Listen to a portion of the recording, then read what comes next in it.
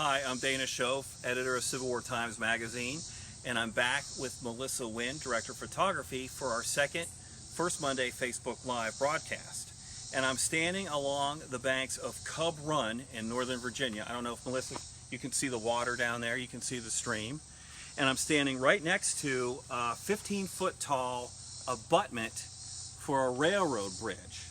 And of course, we were at a bridge earlier when we were at the Goose Creek Bridge, and that was for a turnpike. This is for a railroad, as was part of the Manassas Gap Railroad. So let me back up a little bit and talk about how this abutment came to be and its relationship to the Civil War.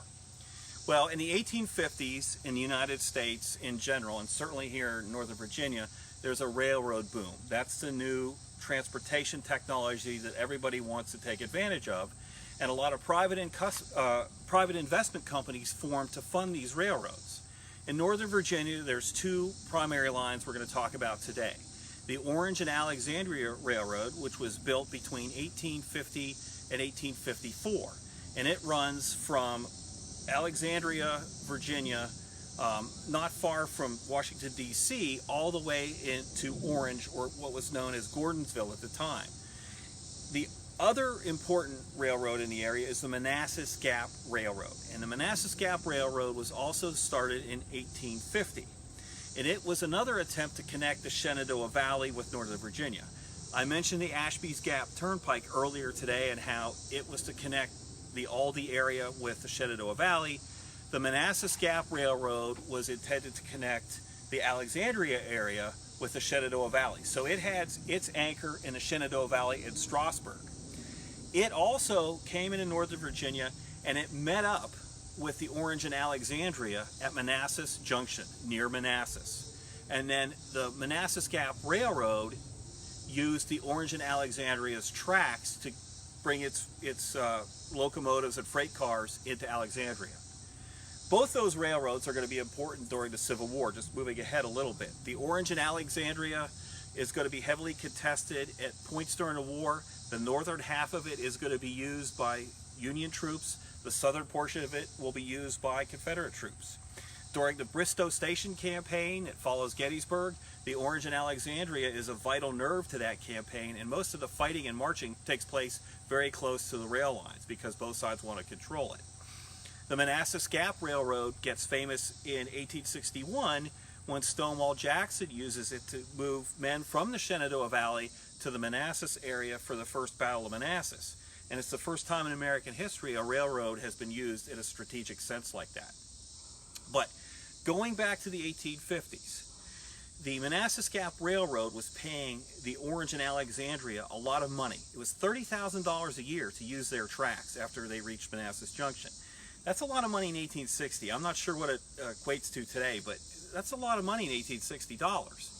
So the investors for the Manassas Gap wanted to start their own independent line, which would bring their railroad in on its own tracks to the Alexandria area. And they began building the Manassas Gap Independent Line in 1853. And that's when this massive 15-foot tall abutment is built, as well as the other one that you can't see, the foliage is too thick, but just across Cub Run, just feet away from the bank, it's impossible to see, is another massive abutment just like this. However, by 1858, they run out of money, and the project for the independent line is never completed, and these abutments and other aspects of the railroad are just left and abandoned. Before I tell you how it relates to the Civil War, let's walk around so you can get an idea just how big this thing is and how cool it is. So Melissa's going to follow me around to the other side. And while she's doing that, she's going to pan here. I believe this is red sandstone that these worked blocks are made from. They're carved, obviously, and worked into these large rectangles. So some have fallen down. We're stepping around those now.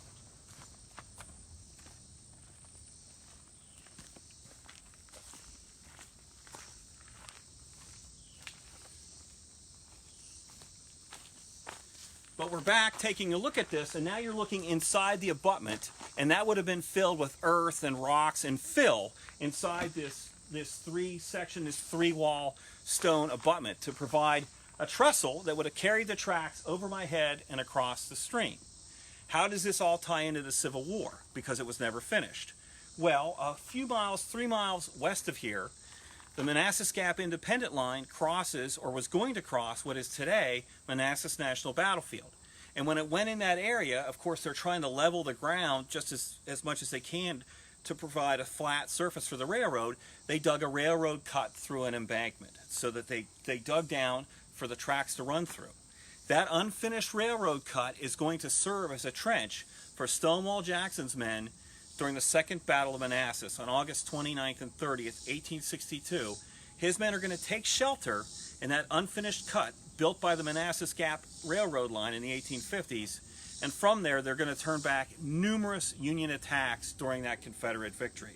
And it's just kind of cool to think that the workmen that built this abutment and maybe also worked on that railroad cut, you know, they have no idea that in a few years that railroad cut is going to serve as a major feature on a large Civil War battlefield.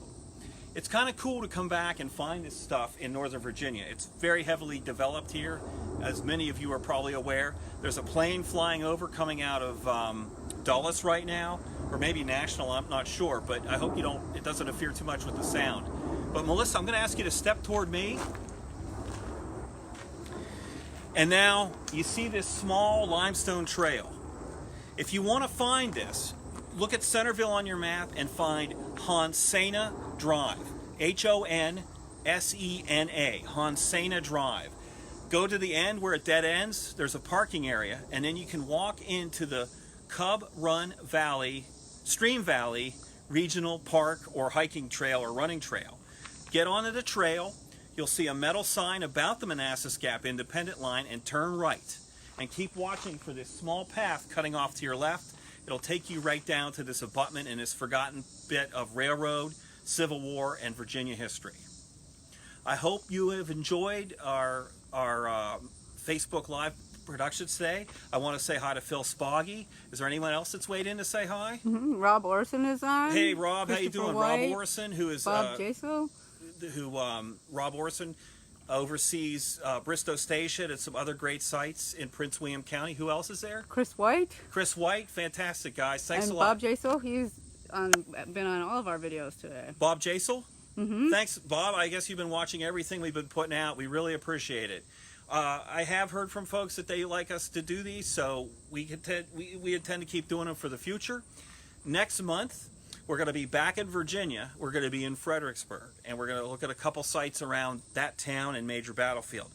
Now, we realize that the 2nd of September is the first Monday, but that's Labor Day weekend, so we'll actually be broadcasting September 9th because we know a lot of people have holiday plans, and so do we. So we'll be back September 9th with our first Monday for September.